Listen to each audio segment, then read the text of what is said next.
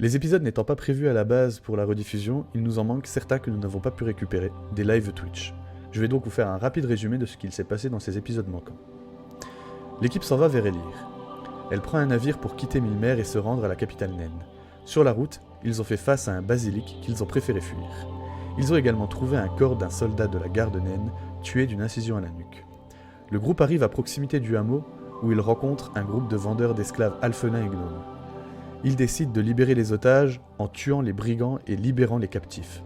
Akas en profite pour embaucher un alphelin nommé Alfred à son service. Un autre alphelin leur propose son aide pour traverser la ville d'Elir et d'entrer en terre naine. Arrivés sur place, nos compagnons se voient avertis. Vous pouvez entrer en Elir grâce à votre appartenance à la guilde fabuleuse, mais vous serez surveillés et jugés pour le moindre faux pas.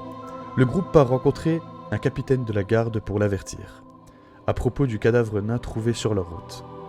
Le capitaine Obre va leur expliquer que la rébellion exécute des gardes et qu'ils étaient prêts à les aider s'ils amenaient la tête de Vélior, le chef de la rébellion. Après cette entrevue, l'alphelin mettra le groupe en contact avec un membre de la rébellion d'Elir qui leur indiquera le chemin vers le quartier général de la rébellion. Ils passeront par une porte magique ouvrable à l'aide d'un médaillon en forme de pyramide.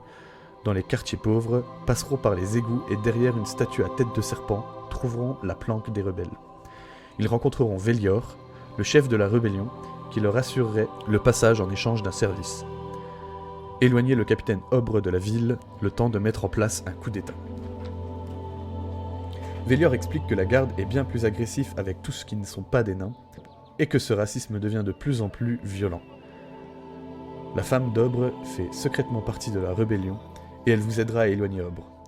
Le groupe devra la trouver et la convaincre de faire partir Obre avant que la rébellion ne décide d'envoyer tous les assassins à sa poursuite. Le groupe se retrouve face à un choix. Aider la garde pour améliorer leur lien avec les nains qui leur permettra peut-être un passage, ou aider les rebelles au risque de se mettre la garde à dos, mais de s'assurer le passage vers Mélior. Le groupe prit la décision de faire sortir Obre de la capitale. Sosim fila le capitaine afin de trouver où se cache sa compagne. Il observe les habitudes du capitaine et note toutes ses allées et venues jusqu'à trouver le moment parfait dans son emploi du temps pour parler à sa femme. Une fois le plan établi, il retrouve la femme d'Obre et la convainc sans trop de difficulté à faire partir Obre quelques jours. Une fois Vélior au courant, il confia au groupe des laissez-passer authentiques, leur permettant d'entrer en terre naine. Le groupe profite de l'action des rebelles pour sortir d'Elir et rejoindre Mélior. Sur place, il rencontre Dristael. Ensevelie sous des tonnes de livres, la Félice à lunettes leur confie qu'elle ne pourra aider le groupe qu'une fois son instrument retrouvé. Elle affirme que ce sont des brigands qui lui ont volé, postés derrière la chaîne de montagnes sur la côte.